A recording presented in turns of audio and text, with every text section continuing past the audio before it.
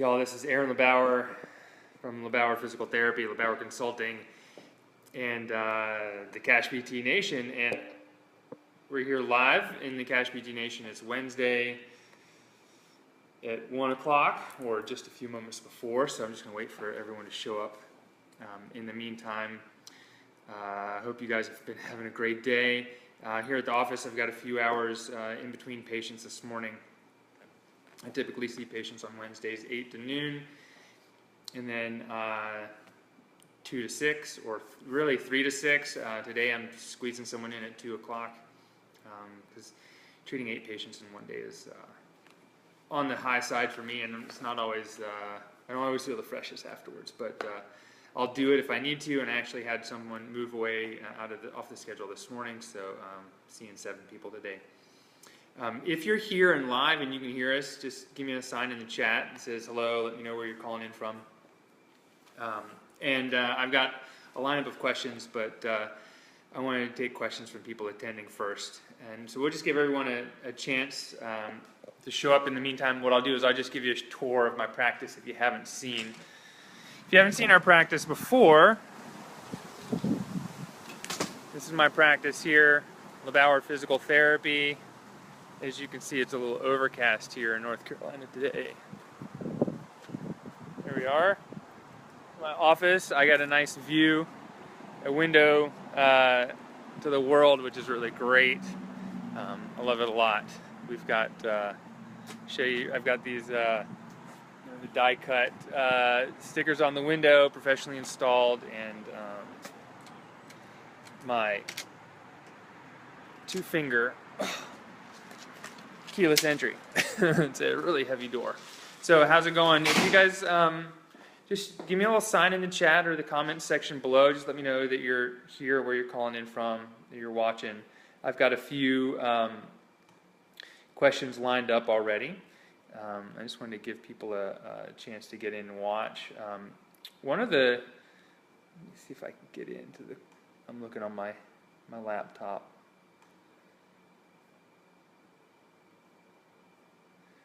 Oh yeah, I see myself. All right. So if you have any questions, go ahead and type them in the comment section below. Let me know where you're joining us from. That would be awesome. Hey Julie, hey Justin, thanks for joining. I really appreciate it. Let me give you guys I'll just show you a little tour of our office. So I've got my water fountain, some of the NOI pain posters here on the wall. One of the coolest things that I have here, I don't know if anyone else has seen it, but this really old anatomical poster. It's from like 1928 or something crazy. It's really old. And then here's my treatment room. So this is where I treat my patients. Let's see if I can get a good view. So I've done a tour of the practice on video before. So you guys can find that on my YouTube. I just thought I'd give you a little shout out and show around. Here's lunch. Leftover sushi. So I wanted to come on this week and do a live Q&A in the CashPT Nation.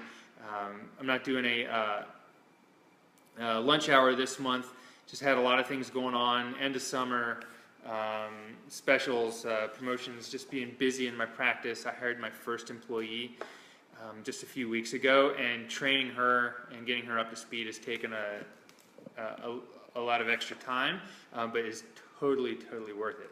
It's been one of those things where it's changed a ton of what I've been able to do. Even just that 10-15 minutes in between patients. I see one patient on the hour. I usually finish about quarter till, and I can get a patient, out, paid, handouts, everything done, get the next sheets done, next patient in, but I don't usually have time to do my notes or returning emails, etc. Now that Sarah's been working with me, it's like all this extra time I don't know what to do with in between patients, so I get all my notes done, and I can send some emails back and forth, which has been really awesome. So one of the first questions I got on the post that I put up about the announcement was from Jeanette DeWitt. She says, what are the 3 best methods of marketing that others have used without spending a ton of money? The 3 best methods of marketing without using money. The number 1 best method is, Google. So getting your practice listed on Google, getting your Google business listing up and running. It's free to do, takes a little bit of time, but it's probably the number 1 thing that I do. It's the number 1 referral source that I have where people list, how did you hear about our practice? Google. Number 2 is email marketing to my patients. I put my patients on an email list. I use ActiveCampaign, and it sends patients a welcome email, a thank you email, and basically the top 10, 12 things I want all my patients to know about, education-wise, I put in an email series. And at the end of those emails, I ask patients to let their friends know about us, family members, colleagues, how they can refer them. I also put in information there, like requests like to leave us testimonials and reviews. So I think number 3 is probably testimonials and reviews, because a lot of people asking for reviews, and they're asking for testimonials for the website because a lot of patients say, I read the testimonials, I identify with so-and-so, and that's why I'm coming to see you. So it's part of the same strategy of the Google strategy, but different. And so I think it's really positive. Like those are the 3 things that don't cost any money to do. And word of mouth. Part of that, the email marketing one, is word of mouth. The email marketing does cost some money in that I think ActiveCampaign's basic plan for under 500 people is $9 a month. Other options are Aweber, which is like $20-something a month. Totally worth it. You don't have to spend. You're not spending hundreds of dollars a month of money per month to do that. Let's see. Justin says, I know you're now looking to grow with an admin. I have an office help 2 days a week. We're trying to figure out what to do the other days. Not enough volume to warrant someone full time because the phone doesn't ring that much, but also don't want to let it ring and always go to voicemail. This is, yes, I hear you. That was my biggest thing up front. I think what you do is don't worry about it going to voicemail. You can return the calls. If the assistant's there, they can return the calls. You can have your landline forward to your cell phone for days that your assistant's not there. So then you can get the calls. And that was a big thing for me early on when I was just doing a one-man show, was I had my landline for 7 years basically forward straight to my cell phone. If I was busy or on the weekend, a lot of times I won't answer it and let it go to voicemail, but a lot of times I would get the message and call people back and be like, hey, this is Dr. LeBauer. I got your message. I know it's the weekend, but I have an opening on Monday if you're ready. Or what's going on, how long has it been a problem, etc. And they're like totally surprised I'm calling them back. So part of it is using that downtime to hustle and do some of that work yourself, and then as things get busier, then put it back onto the admin and have them working more hours. Right now, just with the freedom that I have with her being here, it's worth it just to have her here for that transition time because it's worth my time. Where I don't have to stay an extra 30 minutes to an hour after work when my brain's faded to do my documentation, which isn't complicated anyways. But the other days, those are the days that you want to work on building out your email sequence, building a free report that people can download from your website. When you're not treating patients, you're going to be working on those long-term strategies that are going to pay you back in the long run. And that's what I did early on, and that's what I've been doing since. The last few years I haven't had that much time to do that. I want to grow, so I need someone to come help me so I can free up my time to do those things. That's an awesome question, and you're going to get right through that zone. I know it. All right. Hey Justine, how's it going? Justine says, I'm venturing into Instagram. I don't currently have a personal account through Instagram, but just downloaded the app. Can I create just a business account, or do I need to have a personal one as well. Any quick tips on getting started with Instagram? Yes, this is what I would do. I'm pretty sure you, as your person, can open multiple Instagram accounts. I see this all the time on my Instagram feed. Right now, I just have one account. I'm getting to the point where I really need to split it. You know, I started Instagram a long time ago, and it's just Aaron LeBauer, and I really started as a personal account. And I need to move into doing it as like a business, like a separate business account. But I think you can go on and just make the account like your business email and your business name, and do that. And if you want a personal account, do a personal account too. You probably can switch between the two accounts within the Instagram app. I haven't tried that. I know you can do that in the Twitter app and a lot of other apps, Gmail, Google, etc. So that should be something that's there for you. Great question, Justine. Justin asks, do you encourage scheduling via phone? I'm starting to get many emails for scheduling, rescheduling. It seems to take a lot of my working on the business time. It also seems easier for people to cancel when they don't have to pick up the phone. Yes, this is a good and bad thing. I got to a point about a year ago. I started doing online scheduling. I was busy, and the time it took for me to go back and forth with patients, even just via email or try to get them on the phone when I was free, to reschedule, was taking a lot of my time away from other things. So I started using an online scheduling, and that took away a lot of the work that I had to put in to get people moved around. And a lot of times these are the people that are my good patients. They just need to move a different date or a different time because something's come up, versus the person within the first 1, 2, or 3 visits where them rescheduling or canceling is really better for me to be on the phone with them. So when you're not on the phone with people, you might lose more people. It's easier for them to cancel because they have to call and talk to you and tell you why washing their hair is more important than going on a date with you, or coming for physical therapy. But it's a trade-off. So probably one of the strategies to start with would be to do some online scheduling, and then do it, and then maybe right now test it with you doing the online scheduling for them. But after they're a patient, you can say, hey, look, if you want to reschedule your appointment, go to this link, or you can memorize your scheduling link. And one of the responses I'll say to people is, hey, you know, I've got Tuesday and Thursday available for you to reschedule, or you can see my availability and reschedule here, and then I'll paste the link into the scheduling platform. And that still, you know, takes up very little time. One of the hacks you can use is like in the keyboard app in the iPhone, Android I'm sure has it, is like little shortcuts.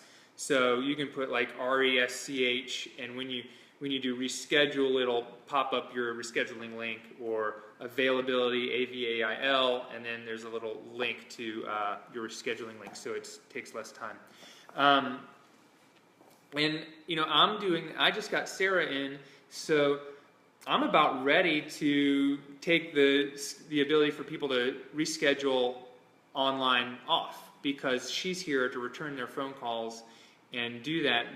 You know, I haven't done that. I'm trying to play around with, you know, how that works and how that still works. I'm still really busy, so it's kind of like, you know, it's like if they schedule, I've got an hour to do other stuff, or they reschedule, or they don't show up. I don't really have people not showing up, but as soon as I hire a new PT, we'll be more into making sure people call in to reschedule, etc. It'll be easier for them because they'll have someone to talk to as well.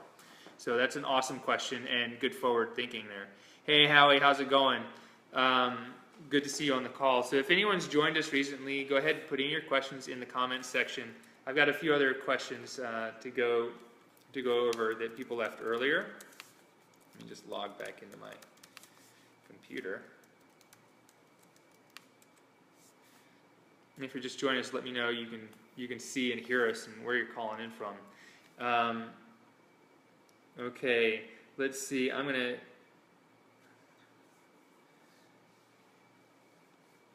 Yeah, so, okay, let's see. A question from Sandy Darmadas. She said, where do I look for cash pay clients? The traditional MD community centers are not getting me much conversion and tepid interests. Yeah, that's an awesome question. And what you have to, where you look for patients that are willing to pay money is going directly to patients, not going through traditional channels. When you try to go through physicians and get their referrals or earn their referrals or beg or ask for their referrals, patients aren't going to want to come and pay you any more than a copay. They're only coming because the physician said so. They don't really understand why all the time, and what we have to do is find the patients that are looking for us. They're looking for a solution to their problem. They're not necessarily looking for physical therapy. So when you're going out and marketing to people, we're not marketing physical therapy, we're not marketing our degrees, we're marketing a solution to their problem, to their back pain, to not running a PR, hitting a PR, or not being able to play with their kids, to their hip pain, to the crick in their neck, to their migraines, etc. We're talking about and offering and marketing like a solution to the problem, why it's important to take care of the problems, how we can, a little bit about how we can help, and then what we can do to help them. That's usually the best thing. So the places you go, or my favorite is the internet, because thousands and millions of people are searching online for a solution to their back pain. You can go to networking events and public events like running things and talking to run clubs, leading workshops, etc. Those are all great. You got to have a little bit of a back end strategy and to really make those work, and like a follow-up strategy. We can go into that. Later, and I go into that in a lot of other places, and that can take a couple hours to really tell you all the details about that. I've done that in some mastermind groups, but it's a great place to go. Okay, let's see. Pierre, how's it going? Started my own cash-based therapy company back in November. Congratulations. I struggled so far with getting new patients just from my website. I enrolled in Paul Goff's accelerator and started working on a free ebook report on back pain for direct marketing. What would be the next thing you'd focus on? Revamping website to automatize direct marketing, sign up with a service such as Aweber. I am getting a ton of awesome info from Paul and you, but want to do things in order. I have a lot of something. Hey Sarah, how's it going? Sarah, my assistant, joined. This is awesome. You're great. So let's see. Pierre, this is the thing. You got to have the back pain ebook. And this goes to Sandy's question as well, like how do you do this marketing? You got to have the follow-up. You got to have the back end process. So what's going to happen when someone gets the ebook? Well, you need to be, the ebook is permission for them, from them for you to contact them. So you need to get up with Aweber or ActiveCampaign, get a series of 4 or 5 emails, at least a thank you for downloading, and that thank you for downloading email has a link to your free book. Okay, Paul in his program, in the New Patient Accelerator program, provides a handful of these emails for you. It's in the marketing module, so he'll do that. But what you want to do is get set up in with an autoresponder. The top 3 are Infusionsoft, ActiveCampaign, and Aweber. I think that Infusionsoft does everything, ActiveCampaign does everything Infusionsoft does, minus a few things, and Aweber has recently added some diversity and strength to sorting patients, etc. But it's the more basic and straightforward version. Anything else, MailChimp, Constant Contact, etc., they're not really worth your time. But get rolling on that. Because that's the back-end strategy, and that's how you're going to contact people. And then you also use that same type of program to set up a series of emails for your patients. And when you email your patients and you check in with them, etc., you reactivate them, you also add value to their experience in your clinic. And that's the very first thing that I did, and it's one of the most valuable things that I do, is my patients get emails along with their treatment plan, and they love it. They respond to them all the time. Okay, Julie, Julie, I'm not even going to try to butcher your name. Maskuchan. Julie Zapata Maskuchan, an awesome name. I live in a really mixed neighborhood in New York City, and a lot of people ask me if I take Medicaid. I only accept cash and Medicare. When those people call, do you think they could convert, or should I focus on the wealthier populations? Great question. You don't need to focus on the wealthier population. However, because the wealthier population has great insurance, and they're like, I pay $1,000 a month, for my $400 deductible. I need to use my insurance. There are two things. Medicaid in every state is different. So in North Carolina, I can't see adults with Medicaid even if I wanted to. Adults with Medicaid only get like one visit, and they can only go through the hospital system. But at the same time, they don't have the extra money to come pay a traditional copay. So I have seen people on disability, have I seen one or two people on Medicaid, but only for a few visits. They'll scrape together some money, come in and see me, and I'm able to provide them something they're not getting elsewhere. I still don't get a lot of visits out of them, but I'm able to give them tools and help. And that's one of the ways that you can use your website, is by having information on your website where people can take it upon themselves to utilize the info on your website to help themselves. I would concentrate on everyone. And if someone with Medicaid calls in, you may be able to treat them. You treat them and talk to them the same way you would talk to anyone else. It's up to them to decide what they want to do. If someone can afford a new pair of Nikes or a $100 hairdo, they can afford physical therapy. It's all about positioning their desires and position yourself as a solution to their problems, not just to their pain. David Brewer, does being involved in Rotary Club type things work to generate recognition, or is it time better spent elsewhere? I think it depends. A lot of people do really well with some of those clubs and networking events. I'm not really a fan of the things that's like, we're only going to have one physical therapist and one someone else. The networking stuff that I've been to is all about people there trying to sell to me. I don't really want them to sell to me. I want to make connections. Rotary Club sounds like it's a little bit different. I haven't been. If you're starting up, it's definitely worth checking out. I was never a fan of paying $250, $300 a year to belong to the Greensboro, whatever it called is, Chamber of Commerce. It was like $350 or $500. I was like, I just don't generate as much money as these other businesses do. I'm not going to get the same exposure out of them. That type of exposure wasn't something that a small solo business really gets or does well with. I would spend your time doing a lot of the other things I've talked about today. Google, website, testimonials, reviews, email sequences, free reports. I found that going and speaking at the running store, leading a yoga workshop, those are better for me. But if you know people in the Rotary Club and you have the personality where you can connect with people and help them find other people they connect with, they start remembering you and will return the favor. So it can certainly be a win-win. And it's not like the thing to totally ditch yet, until you at least try it, or if you're already in it. Chris Finn asks, do you find that lead magnets actually convert to paying clients in cash pay? If so, what sort of conversion rates do you see? It appears to be price-based marketing for a value-based service. Let's see if I can answer this. Well, I think I understand what you're saying. Lead magnets, as in my free ebook, does it actually convert? Yes, it does. Do people read the ebook? No, but they're starting to make a decision on who to choose and where to go, and they see us, the ebook and this lead magnet type of thing it's a way to position myself as an expert on back pain or neck pain or whatever I want to write a book about. The books don't have to be complicated or long. It does convert patients. What type of conversion rate do I see?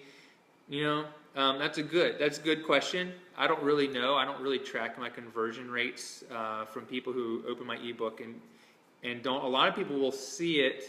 They may download it, never read it, and call me, or they just see that I have it and they'll contact me. I have quite a few people who download my ebook from out of town, and a lot of people use it. They see me on YouTube or my videos or read my blog, and they can't come see me personally. They can use the information in my ebook to help themselves. So it's got helpful information and advice on what to do. So it's really hard to say because it's not just people in Greensboro who are on there, and I haven't looked back to track it because I've been too busy. So, but it's a great question. Price-based marketing for a value-based service. I'm not exactly sure what you're saying about that. So if maybe you can clarify in the comments section below, that would be great. Justine asks on remarketing. I put the Facebook pixel on my website so I can start capturing information for Facebook ads. Still not sure how it works. But is this the only way to go about remarketing through Facebook? Because I feel like my next step is getting people directed to my website so I can target Facebook ads to them. Yes. So, Justine, you put the Facebook pixel on your website, and there's a couple ways to do it. The main thing is just get the regular Facebook tracking pixel, put it globally on your website, and then Facebook will start collecting pixels, and you want to put globally on your blog if your blog and your website are separate. Then you go into Facebook, into the ads manager, or to the what's it called, the Power Editor. Go into the Power Editor and create a custom audience, and the custom audience is people that have hit your website, visited your website. There's a way to do that. If you need help figuring it out, contact me later. I can try to dig up the page and email you the link.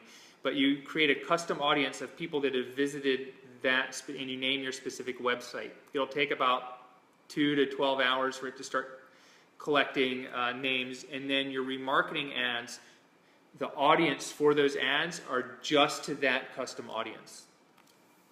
So you can put that in place. You can start another campaign of sharing your blog posts. You share your blog posts, that gets people to your website.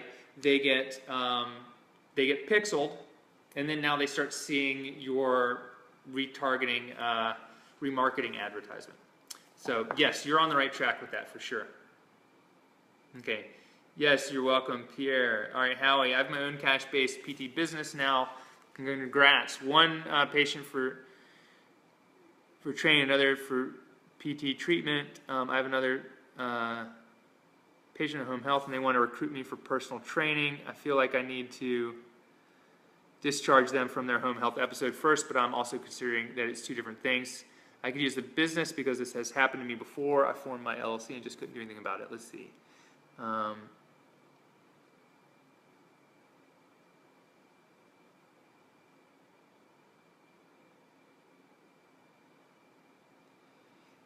This is the thing. Okay, so Howie, this is the deal. You wear a couple different hats. You've got a personal training hat, you've got a physical therapist hat, you've got the home health hat, and you've got like a private pay outpatient hat. What you need to do is just be clear to the patient what service you're providing them. People don't need to be discharged from home health if they're okay to go work out with a personal trainer. So like if you're treating someone as a home health PT and they want to go work out with a personal trainer, and the personal trainer's name is Bob, they can do that. If they can work out with Bob, then they can work out with Howie, the personal trainer. Does that make sense? But it needs to be clear. There needs to be more of a very clear distinction about what service you're providing and when. If the person needs to be discharged from home health before they're clear to go do training, then totally you got to do that too.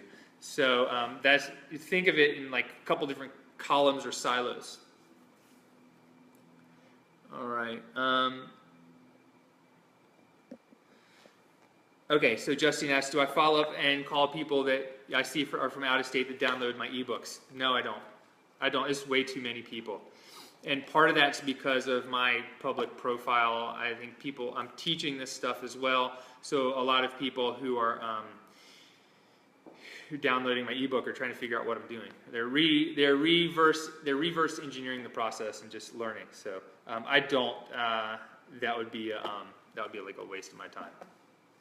You know, there are people here in Greensboro that have out of town numbers, but ActiveCampaign does kind of track their IP address, and it'll say if it's in Greensboro, North Carolina.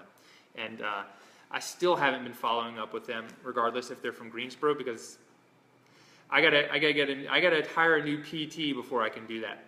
So if anyone on here is looking for a job in a cash-based practice, give me a call. You want to move to Greensboro.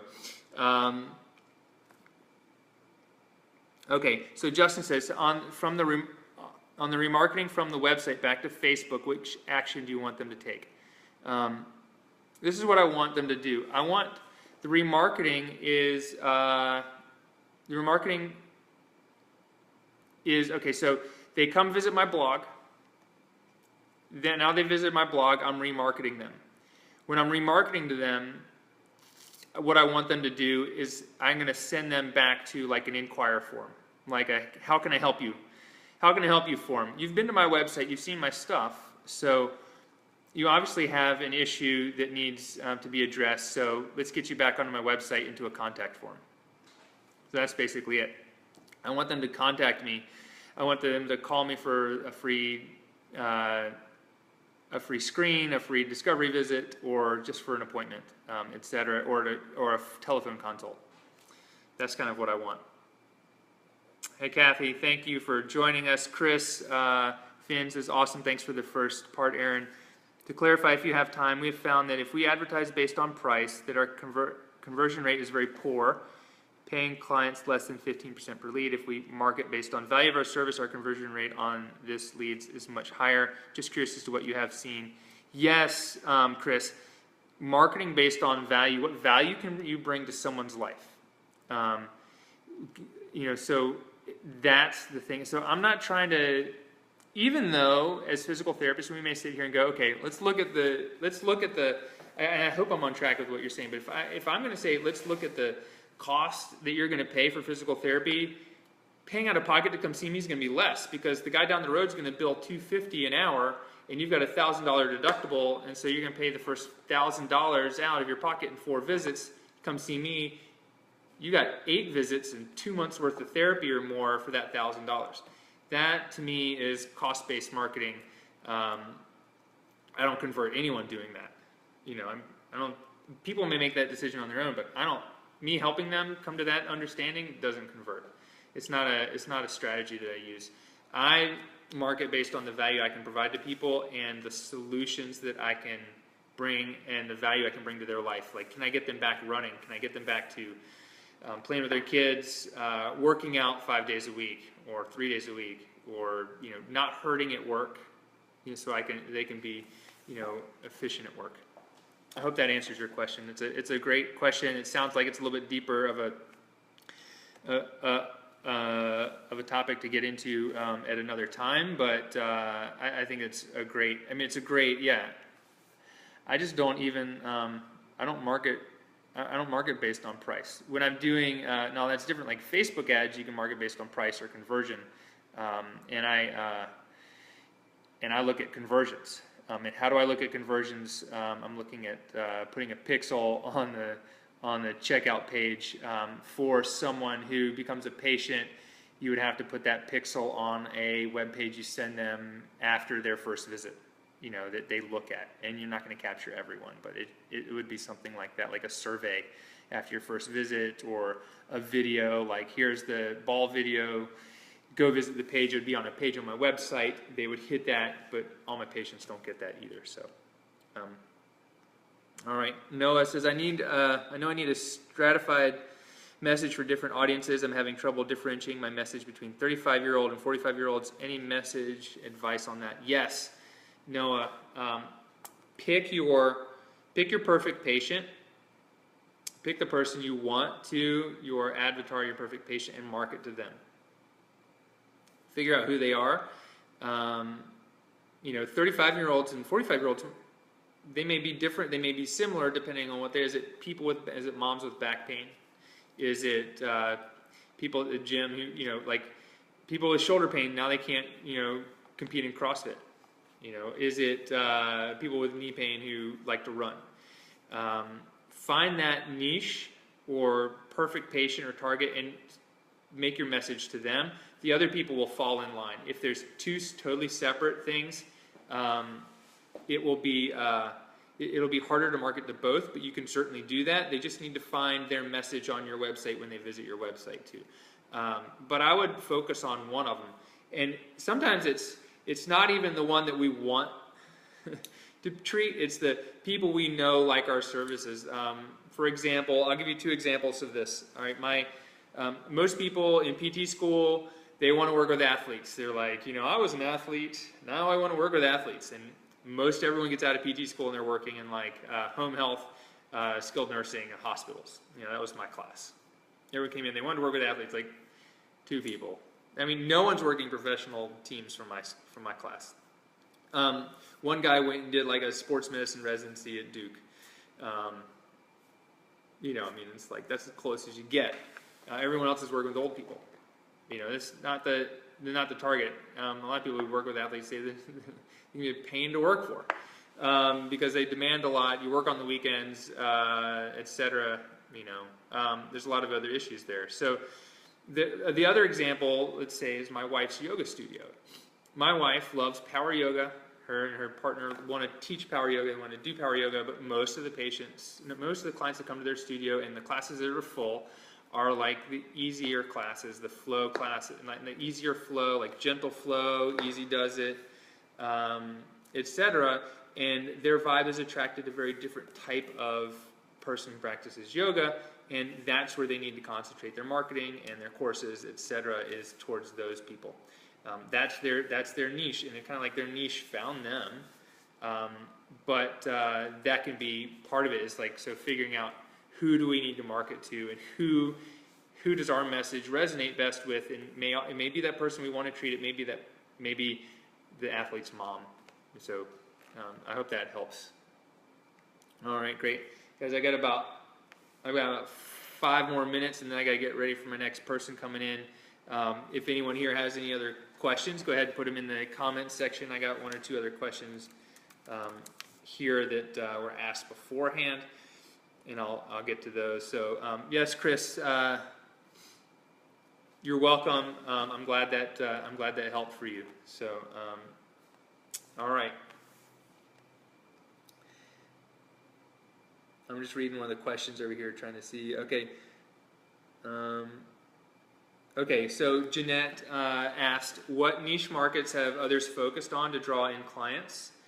It was a great question, and I've mentioned some of them. A lot of people in my programs are working with CrossFit gyms. So as you all know, CrossFit exposes a lot of movement problems in people who have movement problems. People who, ankles don't move are going to have a hard time squatting, or their thoracic spine doesn't extend well, they're going to have a hard time pressing overhead. CrossFit is one of those things that's going to expose that really quickly.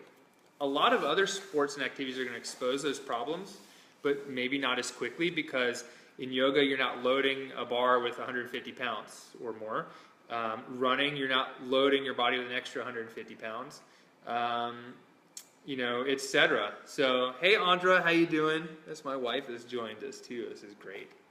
So, CrossFit's a niche. Pelvic floor, pelvic pain is a big niche for cash-based practices. There's such a huge need and desire for it that a lot of people I know who have pelvic floor specialty practices convert to cash-based or start cash-based practice, and they take off really quickly. Chronic pain is another one.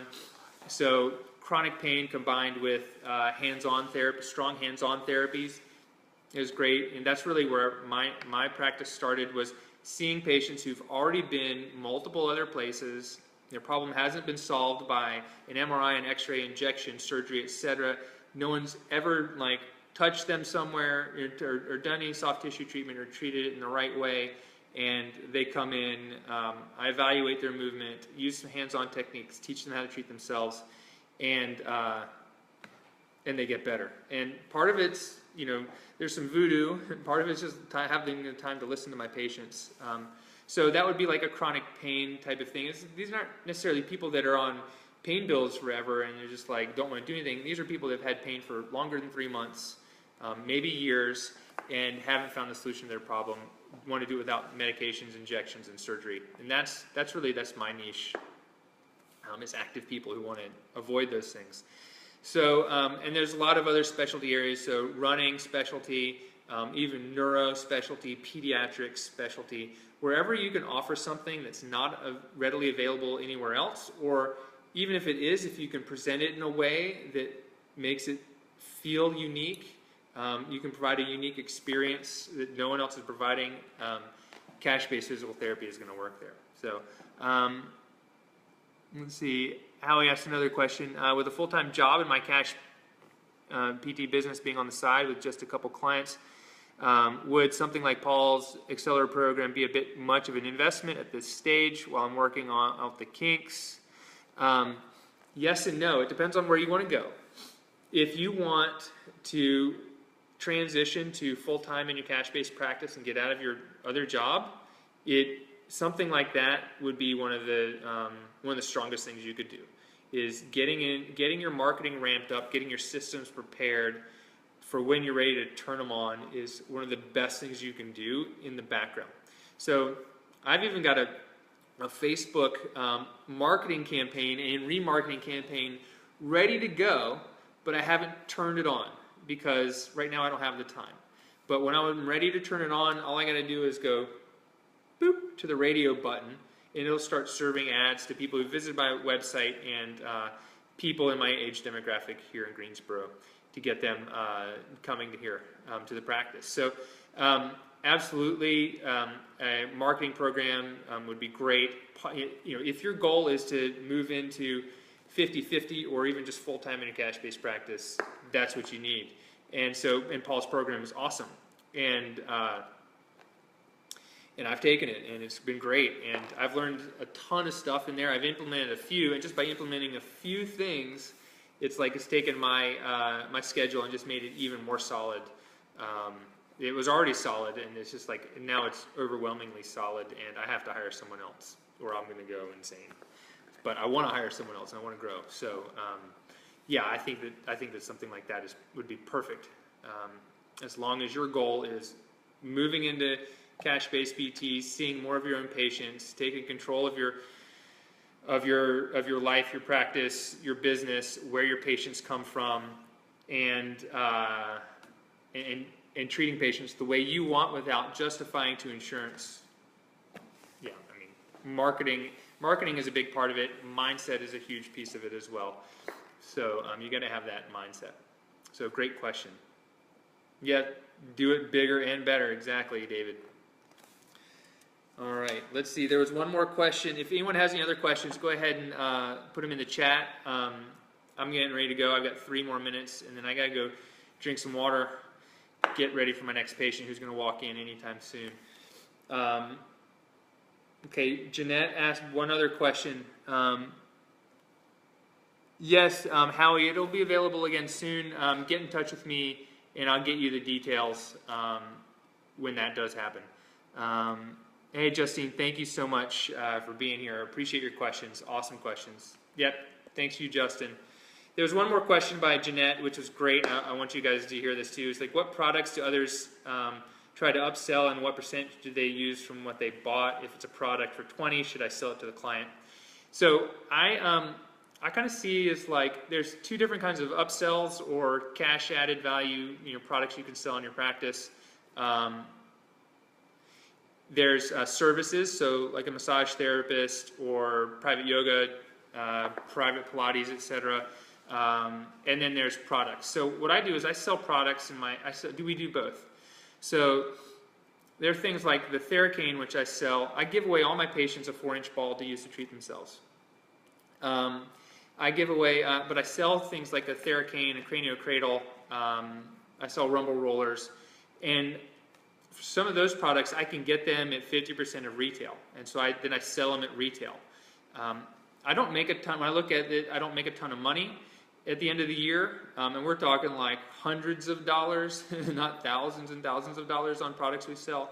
It's mostly for the convenience for patients to buy it here, so these things help patients. Because patients don't go to Amazon, they don't go to Barnes & Noble, they don't go online to find products I recommend, so I sell them either through links on Amazon, or I stock them here in the clinic. And when you're going to stock and carry the price of something, you need to earn something on it. There are a few products out there that are harder to get a margin on. Let's see, one of them is like the Gray Cook bands. If anyone's familiar with the SFMA or FMS, the Gray Cook bands, it's hard to get a good margin on, and there's really only one place to get them. They're great. I use one myself. I recommend my patients, but I can't mark them up 50%, or twice what I pay, because that would be unfair to the patient and make them really expensive. A couple other things, like the Why Do I Hurt book, which I sell, I can't get that at 50% of retail. I can get a good price on it, but so I'm only earning a couple dollars on it. But it's the thing is it's better for my patients that I have them here in stock. So those are the kinds of things that I sell. And some people do aromatherapy and other things depending on where you are and your guidelines and Practice Act in your state. In North Carolina, I can't sell vitamins and supplements, etc. So I can't do. There's a lot of people do that. So. Oh, Justine, great question. How do you get products at 50% retail? What you got to do is you contact the merchant and ask them for a merchant account or merchant pricing. Cranial Cradle, I can't remember exactly what it was. I think a lot of times you have to have a minimum order. So like with OPTP, I placed an order yesterday for some books, and the minimum order is $300. For Cranial Cradle, it's been a while. I'm running out. I think I was able to get them. I can sell them for 30-something. I was able to get them closer to 20. Some things it's easier to get. There's a Theracane distributor that you go through the distributor. So contact the manufacturer of the product that you want to sell in your clinic and ask how to get distributor or merchant pricing. And then a lot of times you have to have a retail sales license that you send to them. Oh, Leah, a great question. What are my top 5 books to read for business development and marketing? Yes. Thank you for jumping on and asking that, because I had seen that. Okay, the top 5 books. This is a challenge for me because I don't read that much. I do a lot more internet reading than I do real book reading. The book I started with, Guerrilla Marketing by J. Conrad Levinson, was a great one. The No BS Marketing No BS Direct Marketing for Non-Direct Marketers, or something like that, is by Dan Kennedy. He's great. Start With Why by Simon Sinek is awesome. Rich Dad Poor Dad by Robert Kiyosaki. Those would be the ones I would start with. And then there's oh God, there was another one. I can't remember off the top of my head. That's what I can remember off the top of my head. Those would be a good place to start. So I hope that helps. All right, y'all. It's time for me to roll. Thank you for showing up and being here. Keep pushing forward and doing it. Do what's right for you and what's right for your patients, and everyone's going to win. And if that means you have some tough choices ahead in the road, sometimes you just got to make the tough choice. A lot of people get into this because the tough choice was made for them because they lost their job. I never really like to see that. I like to see people make their own, take their, make their own choices and do it on their own terms. So if you see that tough choice coming up, like, do I stay and make a sacrifice for how I like to treat, or do I get out and I don't have to sacrifice how I like to treat, how I work with my patients, but I have to sacrifice a few, hard work and head to the nose of the grindstone and maybe some income for a little bit to get the practice that you love. That's the route I would take all day long, every day. I would do it 100 times over. So for LeBauer Physical Therapy, LeBauer Consulting, and the CashPT Nation, this is Aaron. I'll see you guys next time. Thanks for showing up, and peace.